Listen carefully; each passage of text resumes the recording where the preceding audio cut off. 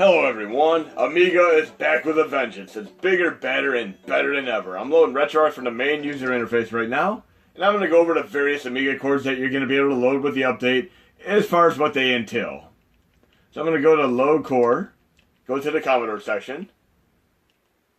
We're going to have P-UAE, UAE Forearm, P-UAE Extreme. Yes, it's back and better than ever. And UAE Forearm Extreme. This one is a little bit of a tentative start. It has a ways to go, but it has one little nifty update to it, which I'm going to clarify once I do a little test example with it. But for starters, I'm going to load P-UAE. And those of you who are already initiated with this core already know about the nuisance and the problematic nature of attempting to load games and the BIOS setup. I mean, the BIOS setup alone is quite the hurdle. I'm going to go to Load Content, Start Directory Dummy, Amiga. And yes, even once you get past the BIOS hurdle and have these up and operational, you cannot simply load a game. It doesn't work that way. You had to actually set up configuration files, which me and qclart have done, and I put in a template setup, which is pretty easy to follow once you get accustomed to it. But with this update, you're not going to have to load the UAE files for a vast majority of Amiga games. You're simply going to load the hard drive images. And I'm going to do a test example of this right now. I'm going to load Great Gianna Sisters. And those of you who haven't played this game before, there's a little interesting side story to this, which I'm going to go over if you can't figure it out from the get-go. When you start the game out, it looks harmless enough from the title screen. It doesn't seem any threatening or unbecoming manner. But it's anything but once you see me start the game.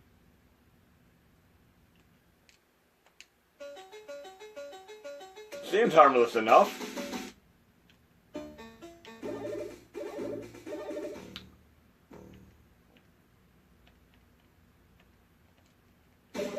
But yes, apparently this game was threatening enough for a certain company that starts with the letter N to go way out of their way to ensure that this game was removed from sale on store shelves. I mean, luckily many years later, Sony and Xbox systems have had an incredible reboot of this, which you can still download. But yes, Nintendo didn't want this game to be sold on store shelves because they felt it was a threat to the Mario license, but it's its own game, and I do not at all see this as a threat in any way, shape, or conceivable form. I'll always pick Mario as the game to go to, but this is still fun for what it's worth. And I really do thoroughly enjoy the update to this. But yes, they even mimicked the second stage here to a degree. I mean, it's no different than God of War, Devil May Cry, and countless other games that follow the same suit. I mean, yes, look at it. It's Mario 2 second stage, basically. And I wonder if there are warp zones in this game too, just like there are in Mario 1. I'll get to the end of the stage really fast and see if it has a little bit of an ending like it does in Mario 1. Like if I could jump up there, maybe. Nope. So I can't do that. Or can I? Not completely a copy because I couldn't run to the top and go to that extra area. So yes, it's different enough for it to be its own game. Okay, I'm going to load the other core right now. We're going to do P-UAE Extreme. And yes, this has a really nifty update. Load content, Start Directory Dummy, Amiga.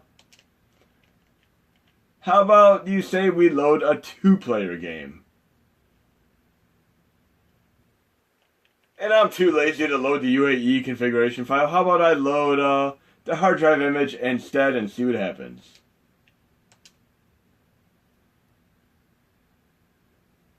Lo and behold, it works. Yes, you can do direct loadability via P-UAE Extreme now. So enjoy this, you guys and gals. I'm going to grab the other controller and make sure, I'm going to do a quick preliminary test and make sure that we're still able to do 2-player mode activate. Because many of you were disappointed in the last couple updates as far as P-UAE Extreme not working, but there's a little bit more of a story to that. There have been other people who haven't even been able to run P-UAE Extreme at all from the get-go, and we figured out why it is now fixed. All of you guys and gals are going to be able to run this on each and every RetroArch from 1.71 all the way to 1.74. The issue is completely resolved. So we're going to do a little bit of a two-player mode activate on Speedball real quick to ensure it still works. Two-player game. You're going to have, like I said, 4 of these chords to play around with, and they all have their perks and negativities to them, and I'm going to show you what I mean by that. The negativity to the P-UAE cores is that some of the AGA games, which are the Advanced Graphic Architecture games, do not run as fast. So if you run games like Aladdin and, of course, Agony, they're not going to run quite as fast as they would on UAE Forearm. But on UAE Forearm, the sound isn't as good as on P-UAE, so you're going to want to have both cores and kind of do a little bit of a case-by-case scenario as far as what you're going to want to play. Yes, I have both controllers working, really cool. This is a great sports game to do a two-player on. Get a friend, loved one, relative, and such and play that. But I'm going to go to load another core right now. And as I mentioned, UAE Forearm is much faster. So I'm going to load UAE Forearm right now. I'm going to load the Extreme version, and it only has one addition over the normal UAE Forearm. The fact that it has slightly cleaned up sound. I mean, it has a ways to go. We're going to try to incorporate a bigger keyboard, two-player mode activated if at all possible, and of course direct load. And for right now, it only has slightly better sound. And I give props to qclart for going way out of his way, above and beyond the Call of Duty, to attempt to get Amiga as awesome as it could possibly be. I mean, many a person has given up completely on these emulators and cores for Amiga because they are very convoluted and complex to even work with. I'm going to load Agony right now with the UAE file. You cannot directly load it yet, so you're going to have to use the original UAE files. And I'm going to load that with UAE Forearm Extreme. And again, it's going to have only minimal better sound. Should I say minimally better sound? I don't have to be grammatically perfect here in my videos. And I'm already pronouncing many words differently because I've had a few people not like how I pronounce Ninja Gaiden. I do not like calling it Ninja Gaiden. I like pronouncing it Ninja Gaiden. So deal with it. So we're loading into this game right now. It does need a little work. You can see there's a little bit of wavering here because of the double horizontal lines. We're going to try to fix that up too. I mean, as I mentioned, many a person has tried working on the Amiga cores and they eventually give up because it really is a taxing process compared to other emulators such as NES and SNES, which are a bit easier to work with. This is probably one of the more complicated ones to work with before you get into the next-gen 32-bit systems like Sega Saturn and such. But this game runs incredibly fast. And I love this game because it is essentially like watching the movie Clash of the Titans as a shmup video game. And there's one beautiful game I love playing on the Amiga cores. I'm going to show you it. But yes, look how incredibly fast this runs. The sound is just a little bit better. So again, if you want to run games faster, run them on UAE Forearm. But if the games run fine to begin with, run them on P-UAE. And obviously, if you want to run two-player mode activate, run them on P-UAE Extreme. Very cool game here. I'll take out the first boss here. Like I said, I've done dozens of shmup extravaganza videos. So this is literally nothing for me to take out the first boss in a game like this. Or it shouldn't be. Hopefully I won't fail here. And I come from the school of Ikaruga and Radiant Silvergun, so I'm used to games that are incredibly difficult. And I'd have to say, if I'm going to talk about my favorite shmups of all time, I'd definitely go with the R-Type series, which I'm a tremendous fan of. From R-Type 1 to, of course, R-Type Delta and R-Type Final.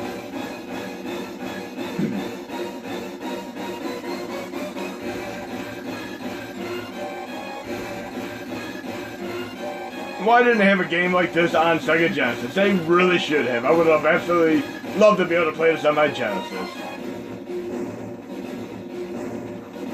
And there we go, I lost 1 life here. Let's see if I can pick up the slack here. Gotta at least take out the first boss. But I got 2 more games to showcase real quick, and then I'm going to do a very brief tutorial on how to set up the direct load games for your minis. I should be fairly close to the boss now. Once I put out this update, I'm definitely going to have to come back and finish this game, play from beginning to end, because it demands a playthrough, just like Shadow of the Beast and countless other Amiga games. There are 1,600 plus Amiga games to thoroughly enjoy on your minis with these cores, so definitely give them a go as much as you possibly can. And I'm not going to call this agony, I'm simply going to refer to this as Clash of the Titans, the shmup.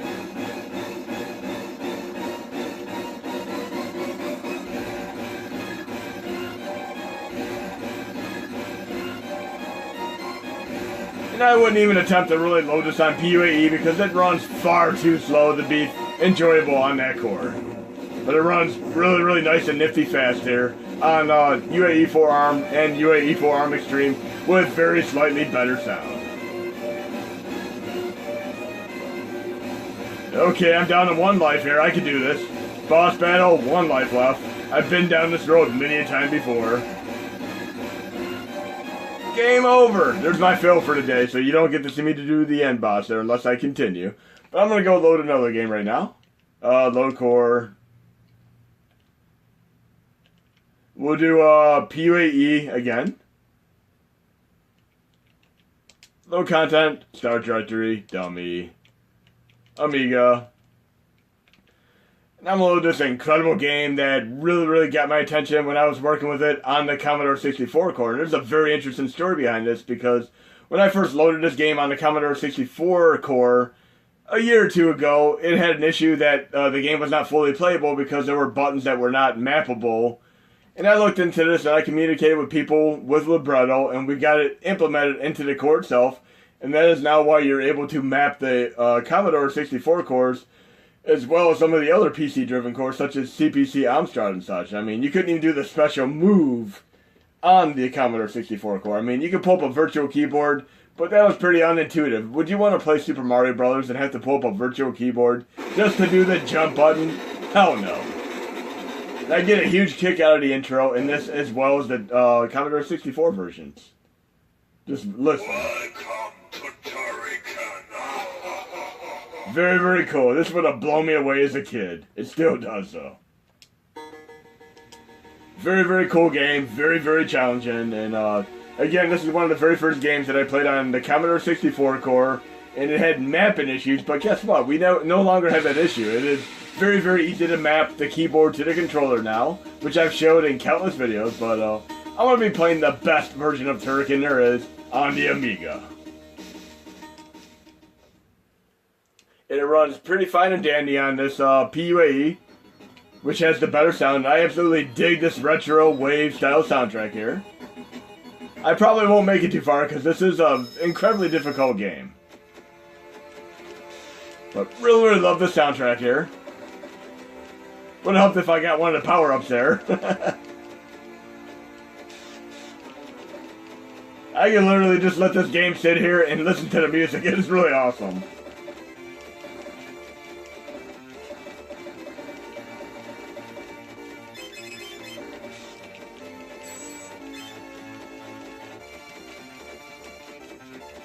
And there's a huge fan base. I mean, it's a great cult legacy classic as far as side-scrolling run-and-gun shmups are concerned. Really cool game and also incredibly difficult.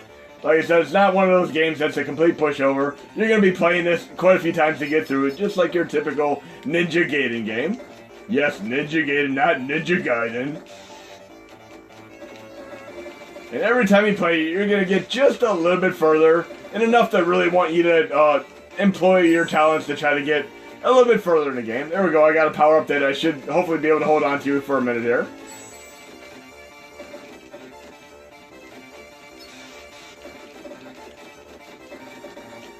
Seems like everything's against me in this game here. Danger at every corner.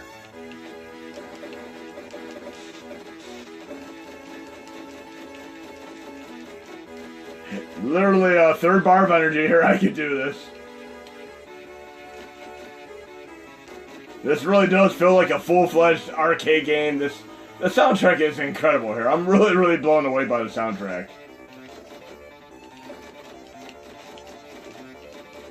And I'm a little bit jealous of you guys and gals that grew up playing this game on the original Amiga, because I never got to own an Amiga. And I mentioned in a few of my previous videos that they didn't have Amiga in the United States, but they didn't have them in my area. I was never able to get these from a retailer in my area. I wanted one bad. I asked my mom for one. She got me an Atom computer instead. I never even seen an Amiga. No store in my vicinity carried them whatsoever. I didn't think they existed in the United States until somebody clarified that to me recently. But yes, this is probably the best version that I've played of Turrican. I'm definitely going to be coming back to it. And it's going to be my next game to try to beat, along with Agony and such. Look at this. Really incredible challenge here. I'm digging this. It feels like I'm right back in the 1980s, playing some of these original Challenger games like Super Mario Brothers from the first time I ever played it.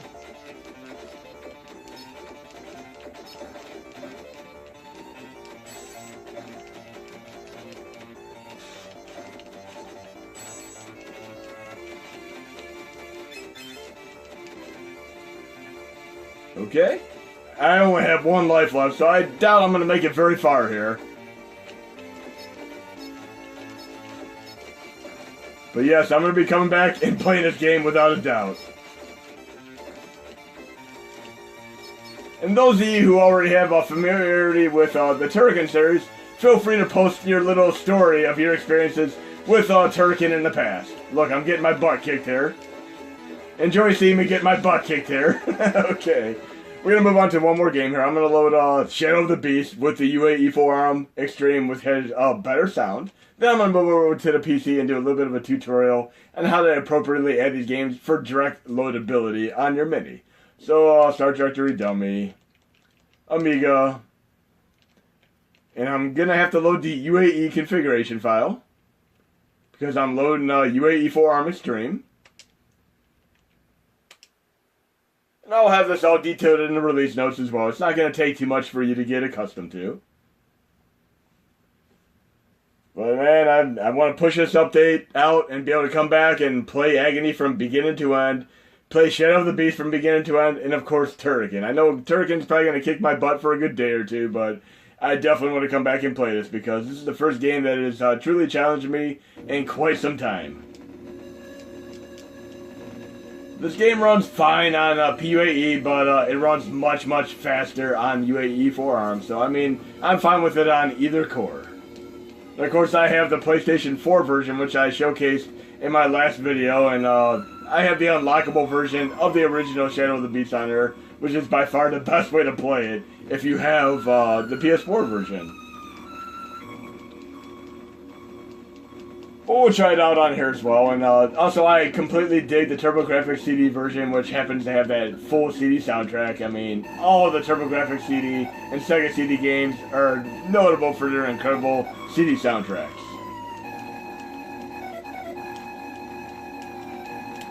But we're getting past the initial title screens here, and we're going to be playing some Shadow of the Beast, one of the most notable games that you could ever play on the original Amiga.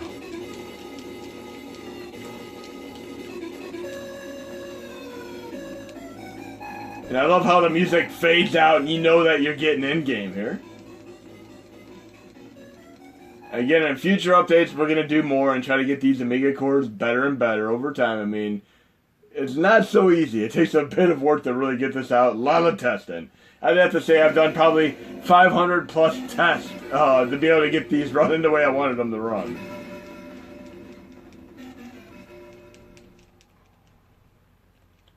So here we go. Running full speed ahead on the UAE Forearm Extreme core with slightly better sound. Look at this, blazing fast here.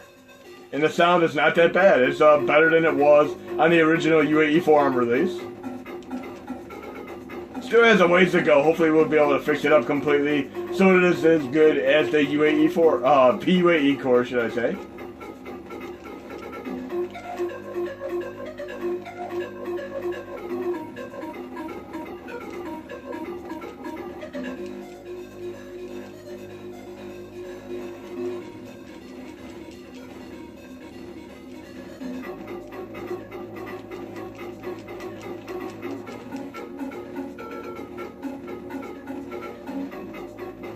Very, very cool game. And my only true experience with this was playing Shadow of the Beast 2 on Sega Genesis, which is a really difficult game.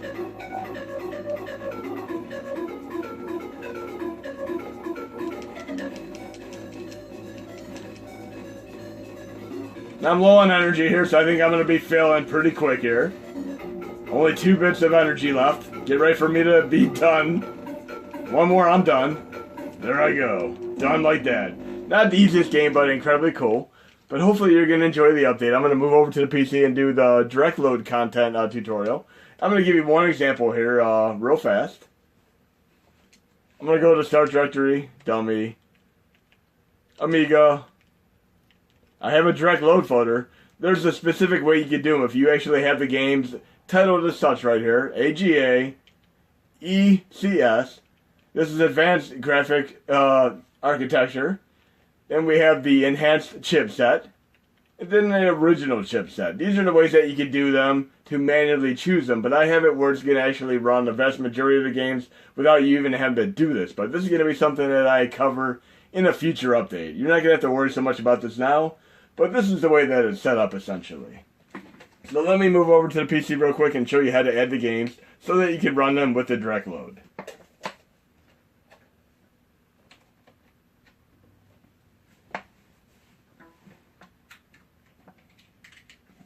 And this is actually really easy. I'm going to go to my hashy here. Go to File, Add Games. As is. I'm going to go to my drive that I have the games on. Dummy folder, Amiga. I'm going to take one of the HDF files. Great Channel Sisters HDF. I'm going to add that.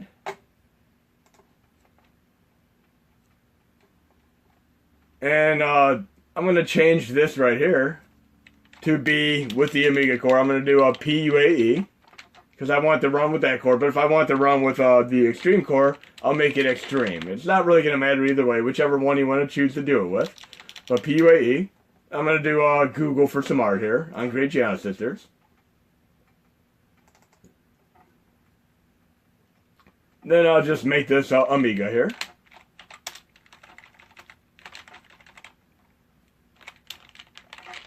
Okay, that one's good to go. Now I'm going to add a 2-player game.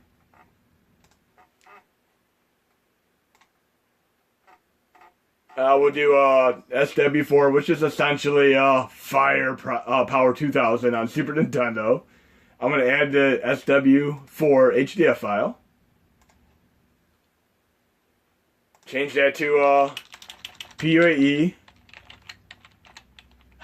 Extreme. I'm going to do a Google here, see if I can find some art for this.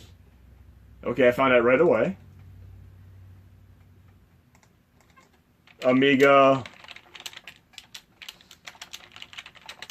SW4.